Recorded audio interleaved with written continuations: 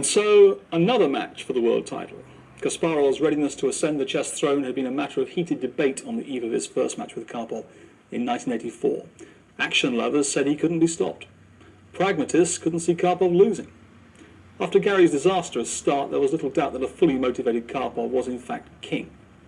After the bizarre marathon that ensued, and Karpov's eventual collapse, there were again a few doubters left.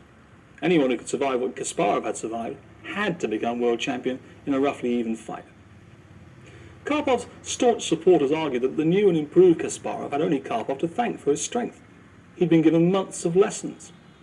Kasparov killed this taunt dead by agreeing and by making it equally clear that the lessons learned made him the favourite. I think it was very logical the match was closed down because Karpov couldn't carry on. I mean, psychologically, he was not ready to fight for the title.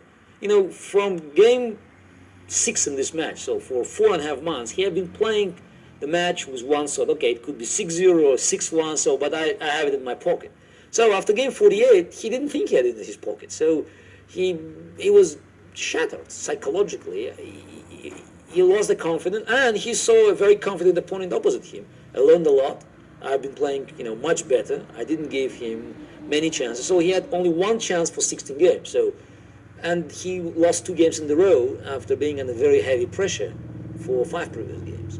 So I guess, Karpov wanted very much the match to be close. Also, he could always use it in his favor. He was, winning 5-3, and he got, some very nice perks in exchange for this decision. So he got a limited match, 12-12 in his advantage, and rematch.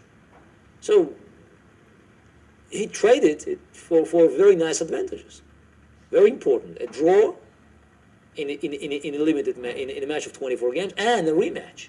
If we're talking about the situation then, with this draw in a match of 24 games and a rematch, Fischer refused to defend the title in 1975 because he said the conditions weren't good enough. He wanted, first to win 10 games. 10, yes, 9-9 he keeps the title. Yeah, 9-9 he keeps the title in an open match.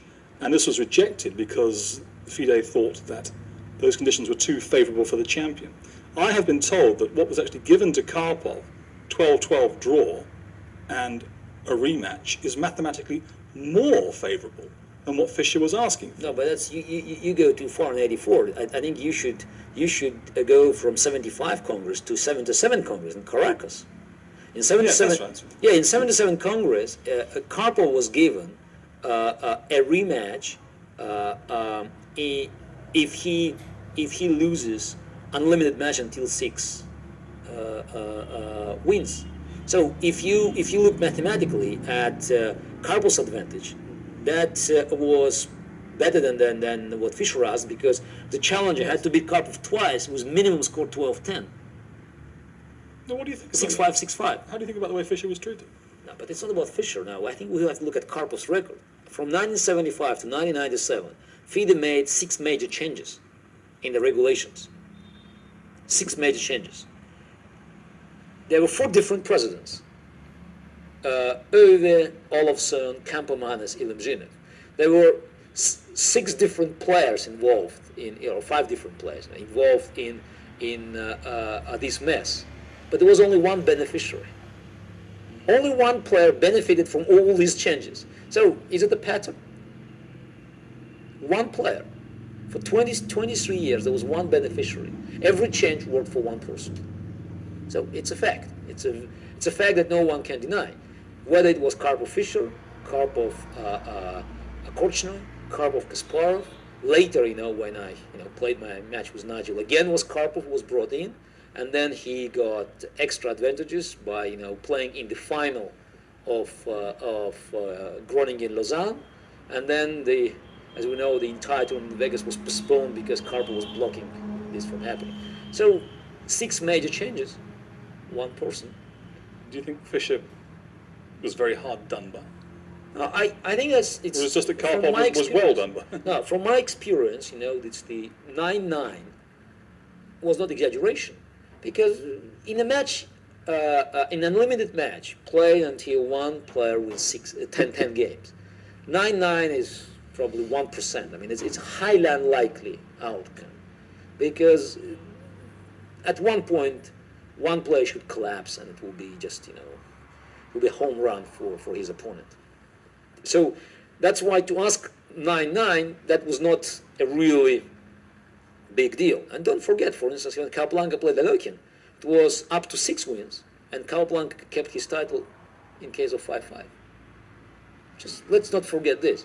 So that's why I think the entire hysterical campaign run by Soviets against Fischer, and eventually the decision of FIDE to overrun Fischer, I think it was wrong for chess. I don't think Fischer would play anyway, but I believe FIDE owed him this change.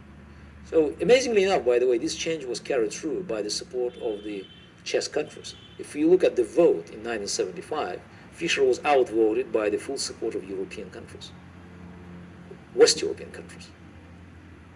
Western European federations voted in favor of Karpov against Fischer. Strange business. Strange business. Again, it's a fact that there is a vote, and I think one day it should be published in chess books just to show who was on what side at that time. So,